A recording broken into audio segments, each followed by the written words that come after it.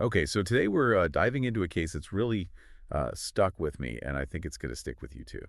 It's a tough one. It is. It is. We're talking about the disappearance of Ray Wright Right. from Rocklin, California, hmm back in 2018. And it's one of those cases where there's just so many questions, so many strange things happening. Yeah, a lot of twists and turns, not your average missing person case. Right, right. And that's what we really want to dig into today. What exactly makes this case so different, so unusual? Yeah, absolutely. And, for those who maybe haven't heard of this case before, give us a little bit of the background on Ray Wright. Who was he? So Ray Wright, he was your average guy, really. A Yeah. loving dad, a skilled carpenter, very handy. A family man. Yeah, very much so. Dedicated to his daughters, Haley and Kennedy. Right. And just recently, he had become a grandfather Wow. to little baby Ashton. And the family seemed really, really happy. He was a recovering alcoholic, had a DUI back in 2011, but really turned his life around after that. Okay. So yeah, it really seemed like he was on a good path, enjoying life, spending time with his family. Right. So everything, from what we know, seemed to be going well for him. Exactly. Yeah. So then what happened? Take us to January 11th, 2018. What happened that day that set everything in motion?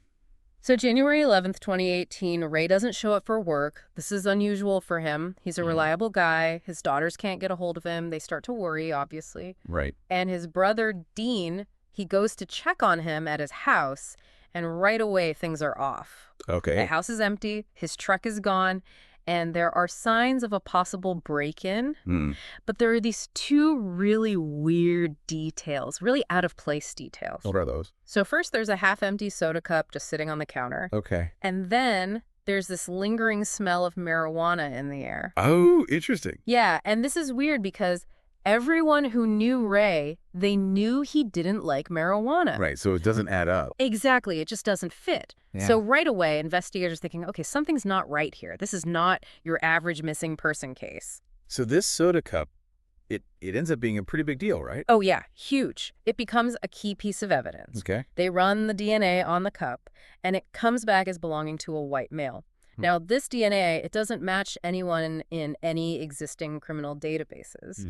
So it's a lead, but it's also a dead end in a way. Right, right. But then this DNA, it links to a van that was involved in a pretty bad crash. Oh, wow. Yeah, and inside the van, even more strange stuff. They find a bloody rain jacket and a note. A note? What did it say? So the note mentions something about revenge and payment. Oh, that's creepy. Yeah, very chilling. And it seems like this note, and maybe even the van crash itself, really scared off any potential witnesses. Really? Yeah, one person even said, I'm quoting here, "I'm scared of them." Wow, them.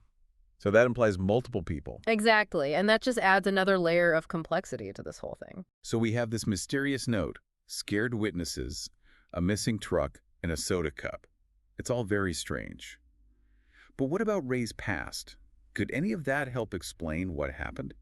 Well, as I mentioned, Ray did have that DUI back in 2011. Right. But his family insists he was completely sober, totally dedicated to his recovery. Well, they would know, right? I mean, Yeah. they were closest to him. Yeah, exactly. They painted this picture of Ray as, Mr. Fix-It. He could build anything, repair anything, always there for them, always lending a hand. Yeah. So it's hard to reconcile that image with, the revenge and payment note. Right. It just doesn't seem to add up. It really doesn't. And it's clear that his family is just devastated. They're heartbroken. They're confused. Rightfully so. Absolutely. They just want answers. They want to know what happened to their dad, their brother, their grandfather. So where does the investigation stand now, all these years later? Unfortunately, it's still an unsolved mystery. Yeah, investigators have faced roadblock after roadblock. The uncooperative witnesses, the cryptic clues, the fact that Ray seemingly vanished into thin air. It's like he just disappeared. Exactly. But the family, they're not giving up hope. Good for them. Yeah, they continue to search for answers. They continue to hold on to that hope that one day they'll know what happened to Ray. So we're left with these strange clues, these scared witnesses, and a family still searching for answers. What does it all mean? What are we supposed to make of this case? Well, it's hard to say for sure. Was this a random act of violence? Was it something more planned, more sinister? Could someone from Ray's past be involved? We may never know for sure. It's baffling, It really is. but it definitely makes you think. Yeah, Makes you wonder what really happened to Ray Wright. it really does. Well, if you're as intrigued by this case as we are, we encourage you to do your own research, Dive into the details. See if maybe you can uncover something that's been missed. There's a lot out there on this case, a lot to think about.